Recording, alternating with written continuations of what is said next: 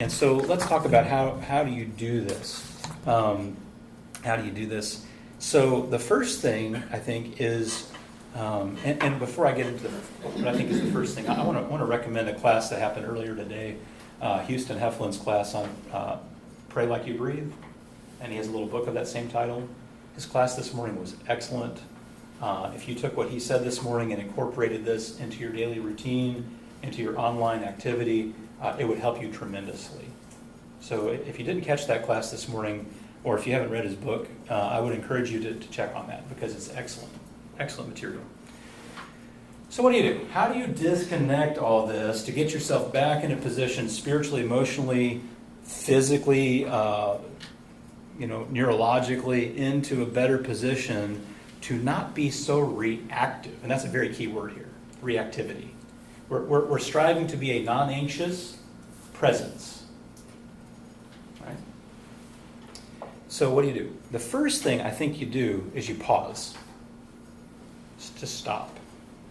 Back to Bob Newhart. Stop it. No, that's not what I'm talking about. It's not like you're stopping the conversation. You're just pausing for a moment, considering, being thoughtful, being reflective.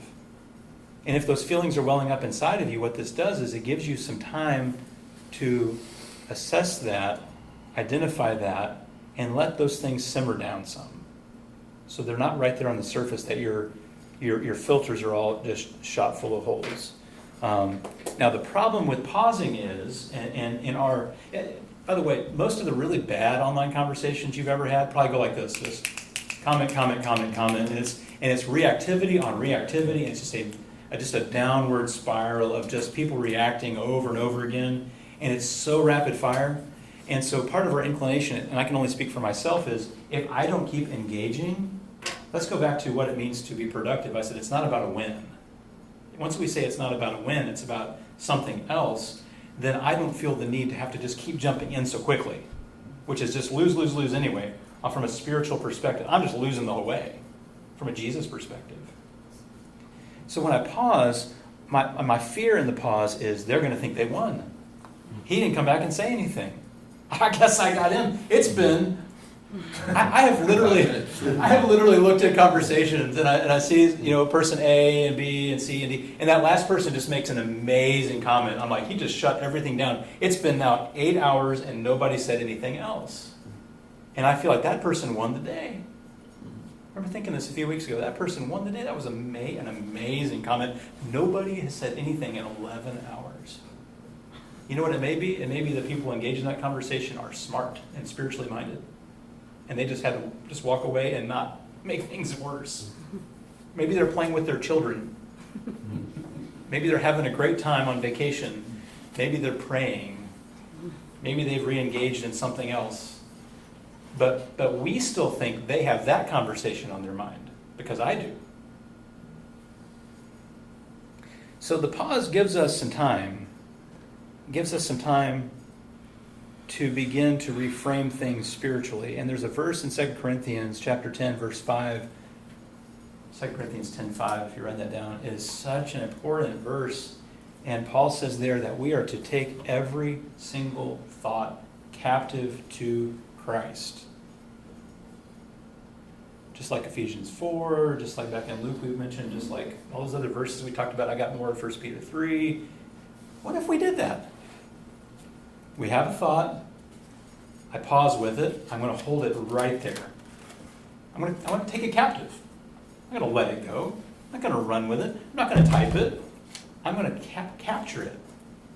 I'm going to take that thought, and instead of reactive, instantaneous feedback into a negative, anxious, stressful, fight or fight feedback loop where my common sense is just shot, I'm going to pause and consider, let my physiology settle, and I'm going to examine my thoughts. He didn't just say take them captive. He says take them captive to Christ, which to me says I'm going to hold up my thought, and I'm going to take Jesus and I'm going to hold him up, and I'm going to do some comparing and contrasting. And I'm going to, in this time of pause, I'm going to examine that and see if it passes the Jesus test. Would Jesus say this? Could I pray this in Jesus' name? Does this please him? Is this going to give it a Paul filter? Is this helpful for building others up? And going to 1 Peter 3, what does he say? If you're insults, don't return insult with insult. Return insult with what? Blessing? Am I doing that? That's biblical. Am I following that instruction? And so when you pause, it gives you some time, again, to calm down the physiology and to begin to re-engage spiritually and mentally. And it's going to have to knock pride out of the equation because you're not responding so instantaneously that people are going to think they're winning. And as long as we have pride in the equation and someone else thinks they're winning, we're going to continuously feel that need to re-engage until we feel like we've won it. But that's not the gospel of Christ. So there's number one. There's the pause. And you're not going to worry what they're going to think because you haven't responded. There was a moment of time, some years or however long it was been for me, I really felt like I was corrector in chief. I'm like the guy responsible for making sure everybody's in line.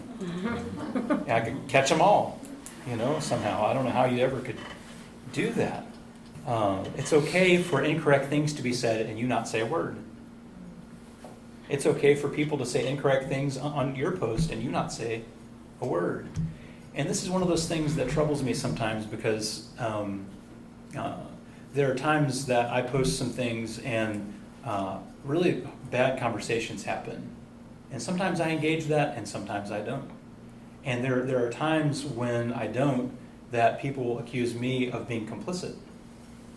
Why didn't you tell them how wrong they were to say that? How could you let someone say that on your wall and not respond to that? You know why? Because I'm ignoring them. Because they want attention. I'm not going to feed the trolls. I'm not going to throw that a bone. It doesn't mean I agree with that because I don't say anything. Well, aren't they going to win? No. It doesn't win. That's not Christ-like. That's the wrong win. And so I think if we're in that position, we need to become uncomfortable with our attitude that the fruit of the Spirit is not obvious in that kind of conversation. And so we find ourselves trying harder and harder to understand that other person more. And so how long of a pause are we talking about here? How long do you think might be helpful? Overnight. Maybe overnight. So your heart rate. But what are they going to think? Overnight? Is that too long? What do you think? And it's okay if you never come back. It actually may be good to never come back. Sometimes you just need to move on. 24 hours may be a good thing. Eternity may be a good thing. And it's going to, again, allow our minds and bodies to get in the right gear and begin applying certain filters. Let me give you a few more filters in that pause and that taking thoughts captive to Christ. Is this the best path to grace and truth?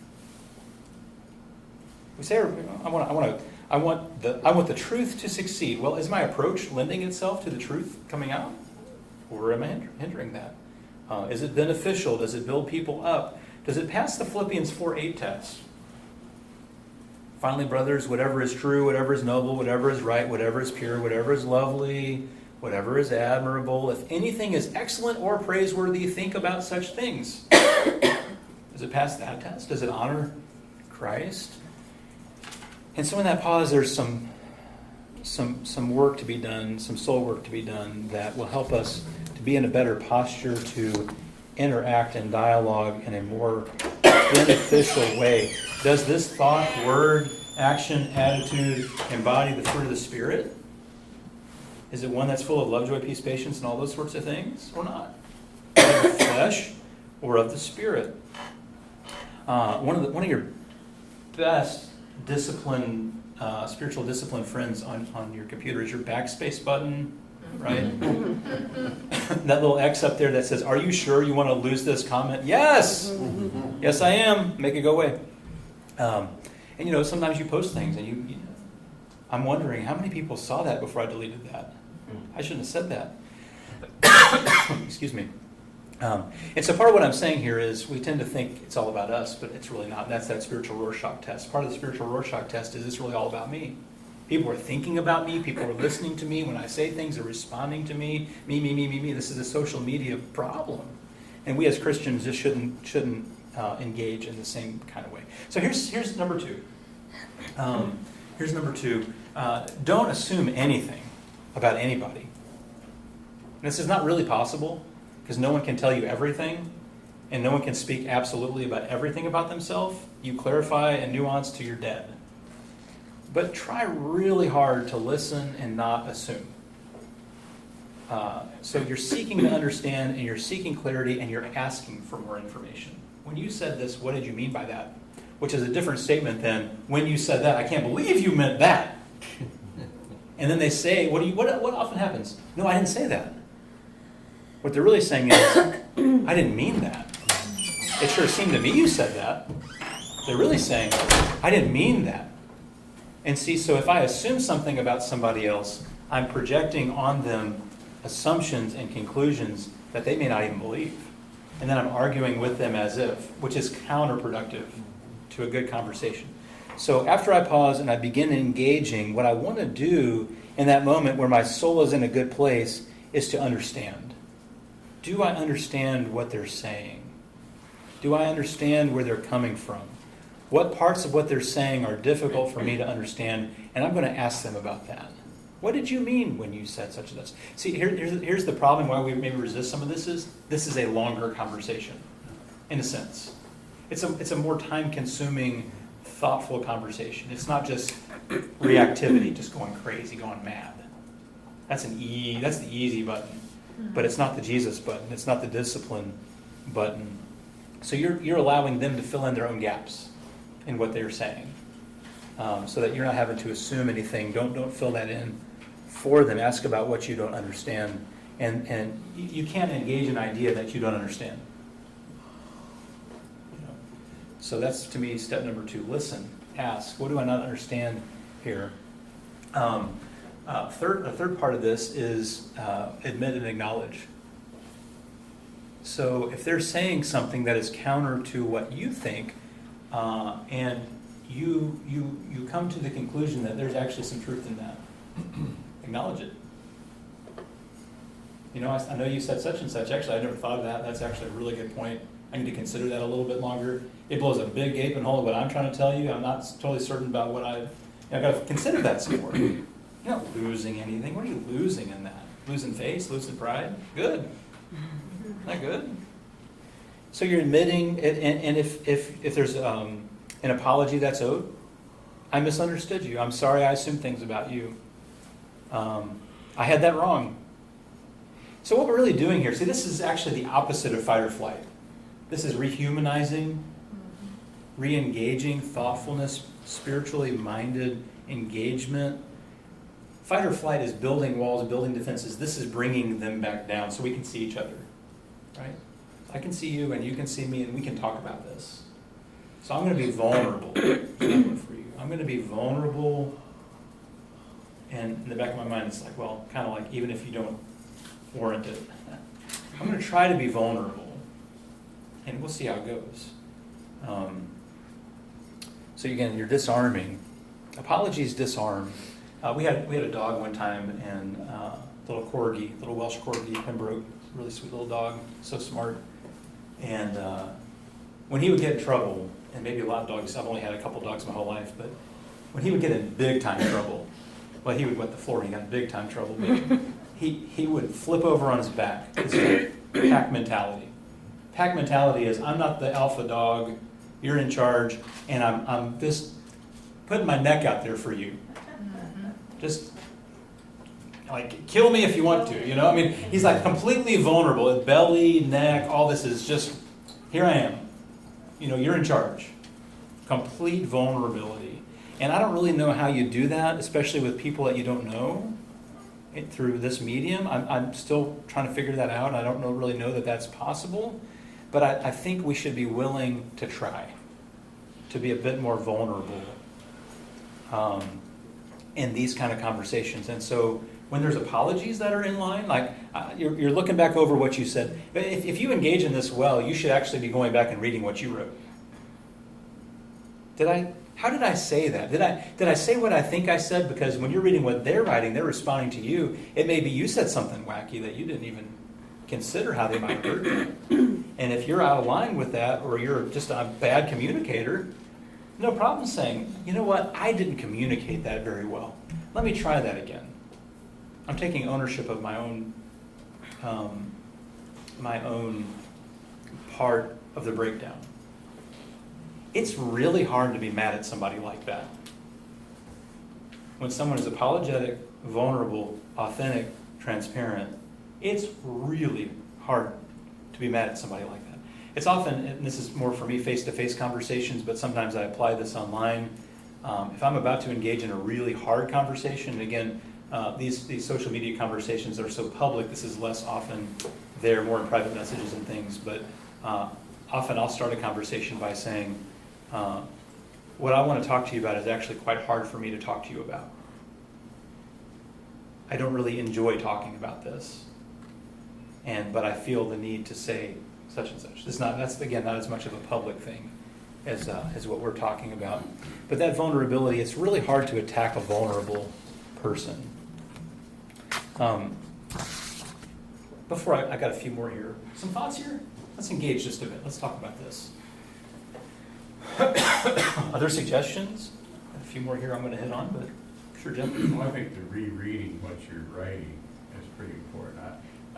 I'm still a person that hasn't used like Facebook because I don't know if I can handle the negative side of it, you know.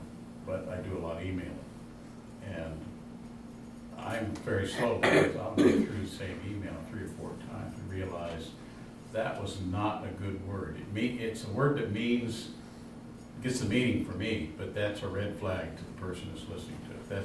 That's gonna send them off in the wrong direction. I need a better word there that will convey the same thing, but be something they can feel like they'll understand better. So sometimes I go through and I'm editing words and taking out words that I think will trigger, wrong responses and stuff like that, And sometimes I'll wipe a whole line out. So I don't even need to say that right now, That's good. So it's a much slower process, Right. which takes more investment. But to me, this is fewer conversations done well, right? So I don't feel the need to jump into all the conversations Yes. because I can't do this with all the conversations. I think picking your battles is huge. I don't expect to change somebody's mind over Facebook or Twitter or whatever social media platform is currently being used. So I try to take, to ask myself, is this comment going to be beneficial to the larger audience? And if so, will it move the conversation forward in a positive way? And then I might take the time to write it. Otherwise, I just keep on scrolling because I could comment on everything if I wanted to, but it would not be beneficial.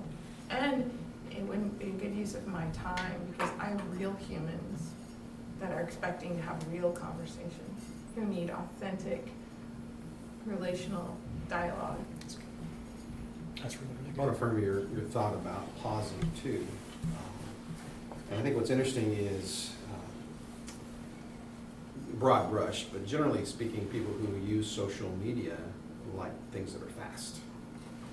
So it's counter to, I think, the nature of most people who probably use social media to pause, slow down. And then James 1:19, let every person be slow to speak. So I like the pause principle. It's helpful. That's really good. And taming the tongue is like the hardest thing to do, but here we are. Yeah. And James 1:19 is key on that. There's a guy named Peter Steinke, and I think ACU's had him at Cyber come to speak. Yes. Phenomenal guy. I've never met him, but I've read a lot of his books. And Curtis is here with us from Cyber. Cyber does really great work, and he has books on congregational leadership. Alban Institute has published a lot of his books, and he was, I think, somewhat of a disciple of Edwin Friedman, who was a little bit of a disciple of a guy named Maury Bowman, and who worked with schizophrenic families decades ago. And Bowen, I said Bowman, it's Bowen, Maury Bowen. And what Bowen figured out was that in schizophrenic therapy, there was always in therapy at large, there's always the identified patient. That's the person with the problem. And so you treat the individual. And he was the kind of the founder of family systems theory in a sense. He kind of started that mindset going. that there is someone who definitely is exhibiting certain issues that are probably some mental issues, but to address the individual, you have to address the family system that is working around that and maybe encouraging that or helping to develop that or continue that, maintain that. And so that person's never going to get well until the system improves. And then Edwin Freeman took some of that work and applied it more organizationally. And Friedman was working with churches and organizations and synagogues. I think he was, I don't know if he was a rabbi, but he was at least a Jewish scholar and just an amazing thinker. And Steinke has applied that to congregations, and he has a book called Congregational Leadership in Anxious Times. It's an excellent book. But you think about how even some of these dynamics would work, and I don't want to spend really much time on this other than to talk about non-anxious presence, which is you're just not a good position to have any sort of good dialogue while you're anxious. But these same principles work well in congregational leadership conversations, is being able to pause and stop and think and consider and think and speak slowly, to be apologetic and vulnerable. We made a mistake. This is what has happened, things like this. This is how we got here. This is what we're going to do next. Or someone comes at you, even interpersonally in a congregational life. Again, I want to spend 5 seconds on this, but someone's coming at you. Some of these same principles apply. You know what? You're right. They're complaining about something. You know what? You're right. Now in your mind, you're saying, no, they're not right about everything. And my walls sure feel like they're about to go up because my blood pressure is rising, my heart rate. On leadership, you'll know. My blood pressure is rising, my heart rate's going up, my breathing's intensifying. I'm gearing up for a very anxious fight experience. The last thing I want to do is show vulnerability. You know what? You're right about this and this and this. In your mind, you're thinking, but not this and this and this. Finally, you're right. Right. But we're going to start with this. And you know what? I'm sorry that it's been that way. And I'm sorry that I contributed to that. It's the same as the online conversation. You find those things that you need to own and say, you know what? I didn't have the right attitude toward you. There is no tone in text, but you sure read me right. I was mad at you. And I'm sorry about that. I should not have had the attitude because that's not beneficial for building you up. That's not responding with blessing, right? So these work across mediums is what I'm really saying at this point. Any other feedback here, thoughts? If we're going to roll through a few more, sure, Tom. You know, we've had a lot of conversations about how you react to somebody. What happens when you get something that comes your way that is just wrong and bad and you know, how do you react to something like that? You know, do you feel like you need to correct them? And you know, I know you can do it in a soft and gentle manner, which is what you should do. But you know, it's you know, my wife enjoys watching some of the Christian talk pages, and she says that the things that are said on there are just incredible. You would never say that in a normal conversation with anybody. And she just shakes her head at that stuff. How do you stop something like that? Well, I think, again, a couple things. That's a great question. I mean, one is to determine to be a non-anxious presence, right? I'm going to do my very best to not bring my own anxiety and my own insecurity to bear in the conversation. Another can be, as we talked about a moment ago, is sometimes in seeking clarification with someone, what you can actually do is to get them to consider other points of view. And so you can turn I think there is a time to make assertions, just to be direct and say, this is what I believe, and here's some reasons why I think this is the best thing. Rick actually did that yesterday morning, and some of what he was talking about, kind of social gospel and gospel proclamation, if you were there for that. And he said the gospel needs words, and we need to say the words, and Jesus is the best answer to life and what's going on. I mean, that's just truth for him, you know. So it is truth, not just for him. And so I think there is a time for just direct dialogue in that way, but a more general approach can often be, have you, instead of saying you're wrong because X, Y, and Z, you can often say, have you considered the following? Are these things that you've thought about, considered? And let them talk about it. Actually, I have, and I've read whatever it is, and you know, I've read your literature, and I've considered this, and here's the couple problems I have with it. Oh, really? Well, let's engage on some of your thoughts about that. which is a different conversation than kind of coming out swinging. When you come out swinging, you're basically assuming that they've not thought about any of this. And you may be talking to a very well-informed person who's considered more than you've considered. So I like the clarification questions because they're disarming, they're non-combative, and it encourages further conversation, which is actually what I'm trying to have. I'm not trying to have just a close it up and be done conversation. I'm trying to continue a conversation. And so I want to continue to try to bring those walls down. They may say something maybe you've never thought of, and it's not even that you agree with it, but it's helpful to say, I've never thought of that. That's actually a point it's never crossed my mind. It's interesting you think of that. You're not condoning it, but you're trying to help that conversation along. You're trying to engage with them, You're trying to bring them along, and they may teach you something along the way. And you say, man, I think that's true. Never thought of that. And and that's part of our problem is we have power dynamics sometimes in our theological conversations where we want to ensure that we're the top dog. And we kind of have to level out some of those power dynamics just a bit. The gospel ultimately in Jesus has the power dynamic. We don't. We're just the medium and the messenger. We're the incarnation, right? So I don't know if that's helpful, but I just think just being non-threatening, being calm is very helpful.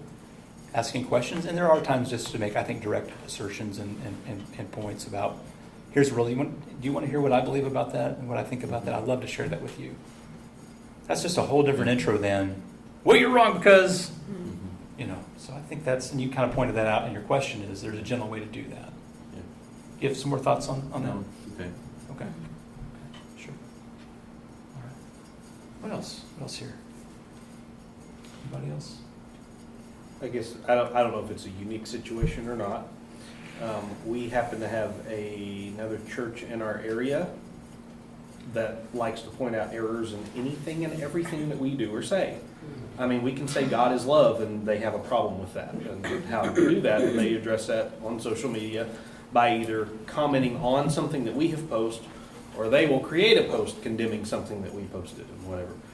In a situation like, you mentioned earlier, don't feed trolls, and we don't seek to irritate anybody. But again, my secretary taking an image and putting a Bible verse on it is controversial to these people.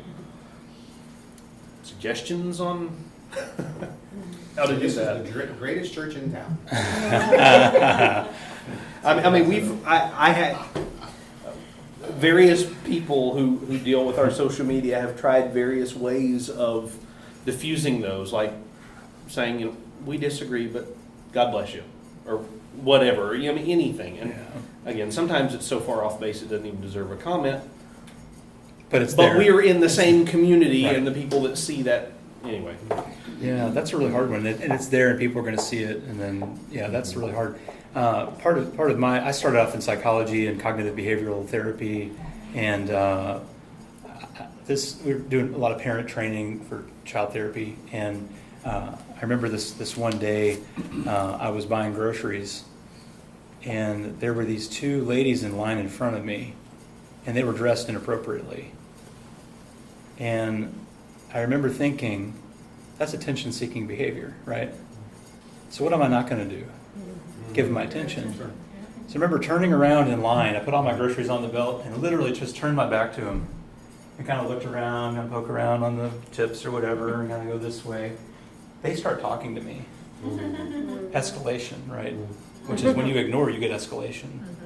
Hey, they start talking about my groceries as they go down the belt. I've never had this happen before. I can't say I've ever had it happen since. And I didn't even look at them. Just completely. I'm not saying I was just being mean spirited. I'm just not going to give you my attention for that.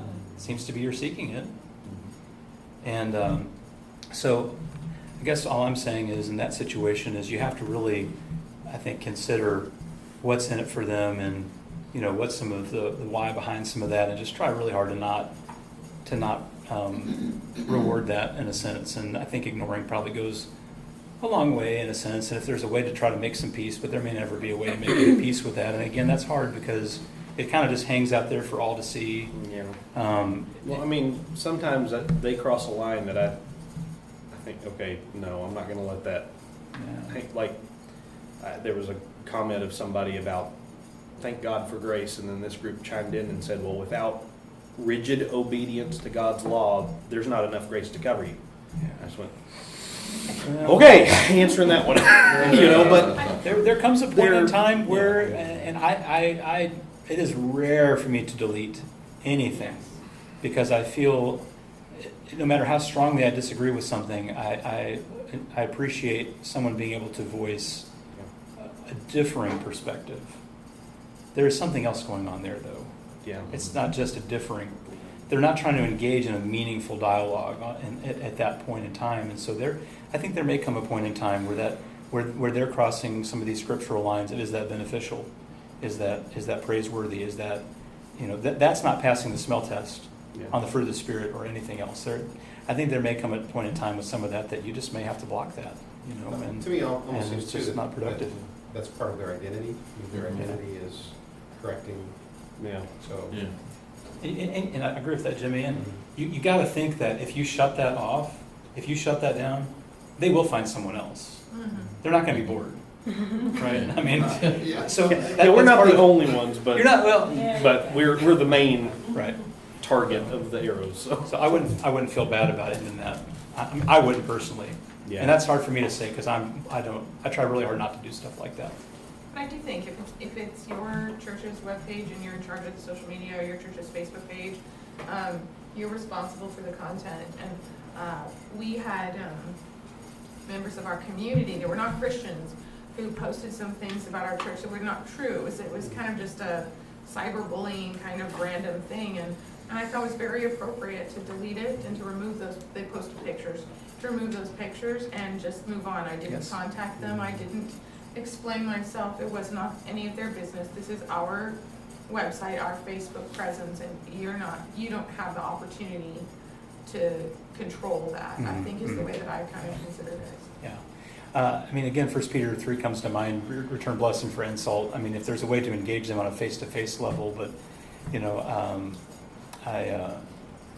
that's a tough one, sure. Typically, do you think it's one person or a group of people? I mean, is it really that church, or is it that one person that sits in front of that computer screen and is? It's not one person. It's a No. consortium. Well, and that's a great question, and you have to consider that if you were to end that, block that, whatever the course would be to make that stop, you're not really ending a relationship, Yeah. because you don't really have one. There's not really much there, so I don't, Yeah. a lot of prayer on that one. Yeah. Yeah. Pause, consider. Sure, Curtis. This Yes, sir. isn't so much from the social media angle, just kind of a general principle to kind of throw into the mix, and that is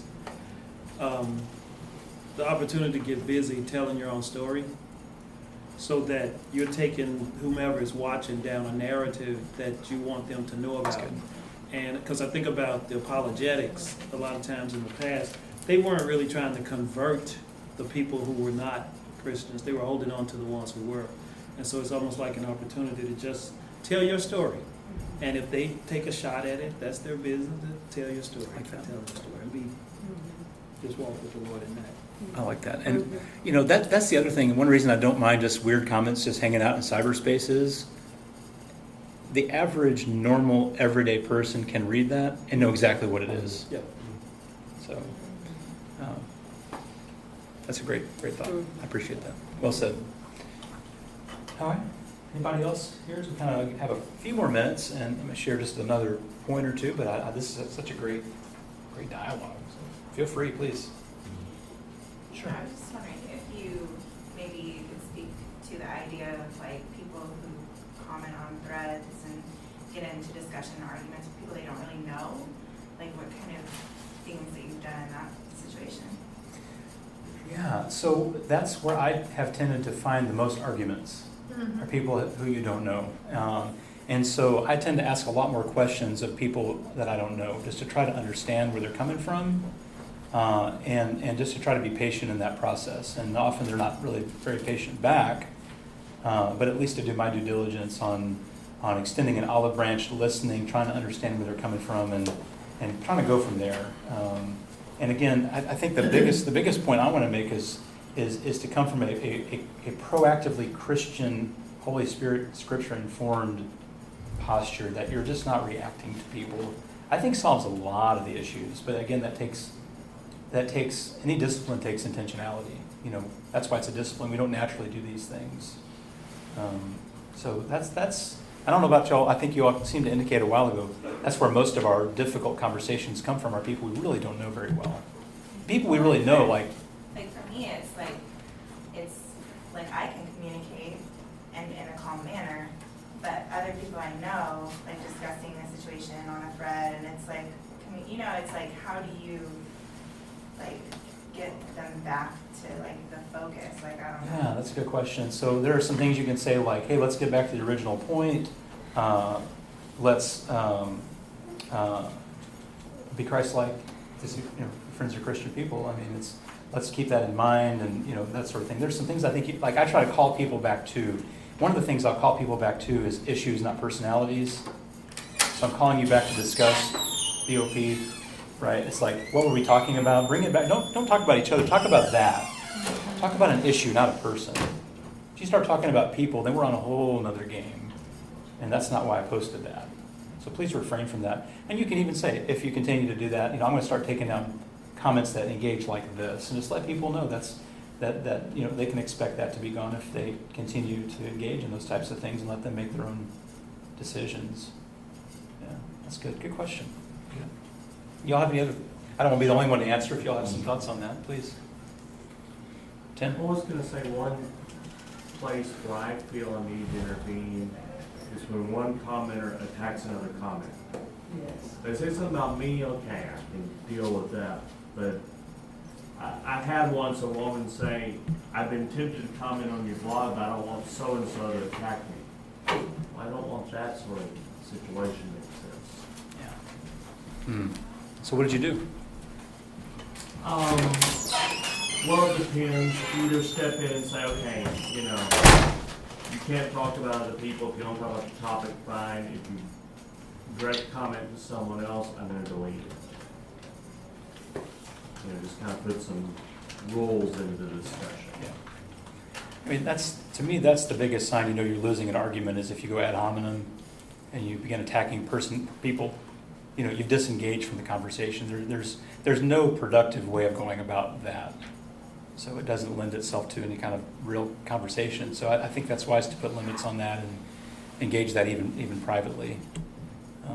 Some of my stranger conversations happen in private message, as it probably happened to all of us, because people don't want to say that out loud in a public forum. Mm-hmm. They'll message you and say it, and it's like, wow, I can see why you didn't want to say that. I'm like, in the comments. Another couple things here, just real briefly. Again, just to address potential difficulties. If you think about Don McLaughlin's keynote last night, one of the coolest things about what he did last night was he worked through very gently, to Tom's point, he really worked on potential objection, the heart of potential objection to what he was saying as he was working through it. Almost as Paul would do, because Paul sent in a letter, and he knows that it's going to get there, and he's not going to be there to deliver it and explain it and clarify. So, sometimes in Paul's letters, he'll make some points, and it's like he's anticipating their objection. He kind of puts in maybe something they might say, and then he responds to that. In a sermon or a keynote like what Don McLaughlin did last night, there's no response in that. It's not a conversation. He kind of did that a little last night, where the ruffling feathers thing. Yes. Where he unpacked how someone might feel about the conflict or change, and then there's a little metacognition. How do you think or feel when this happens? And let's talk about how you're thinking and feeling, and then let's unpack that and then work through that together. He did that last night. Whether you agreed or disagreed with all of his points is for you to think about. But he did that masterfully last night. So when you're in a potentially difficult subject, I really like sometimes to mention, this is difficult for me. I have a hard time talking about things like this, so this is the vulnerability. Can you be patient with me on this? And now all of a sudden they're coming at it from a little bit more careful perspective. They're a little less likely to just jump in and attack you when you're basically saying, I'm having a hard time with this myself, and it's not something I'm not reveling talking about this. If you could hear tone in what I'm saying, It's more timid and careful. I'm not yelling at you, and I'm not being dogmatic if you're trying to read my words that way. I need your patience with me on this. And sometimes I'll even say, you know, I think you know far more about this than I do. I'm listening. I'm always listening. I think if you don't come to a conversation expecting to learn something, I think you're coming at it from maybe a little bit of the wrong perspective. Just a couple two more things here. I know we got to go. Last one or two is, you know, sometimes we speak absolutely about things with absolute terms, where it's a lot more conditional than we're letting on. It's just shorthand. It's just shortcut. We speak just very quickly, very absolutely. Well, you know, it's such and such, such and such. It's obvious as can be. Well, it's actually not that obvious. There's actually a lot of people smarter than me who think differently on that. You know, so sometimes you couch some of your language in a little more tentative terms, a little bit less absolute, especially on more gray areas. If it's Jesus is Lord, I'm not going to couch that language in ifs, ands, or buts. You know, but not everything's of that level. And again, be willing to pray for and bless that other person. And sometimes that's just how the conversation has to end. I love you, praying for you, God bless you. Looks like we just kind of need to go our separate ways. And I'm praying for me to understand this better, and maybe for you to understand this better, and hopefully God will help us on that. You know, God bless you. Wish you peace. And that's often received really well. I mean, sometimes that's conversations that are really hard can end well on a note like that.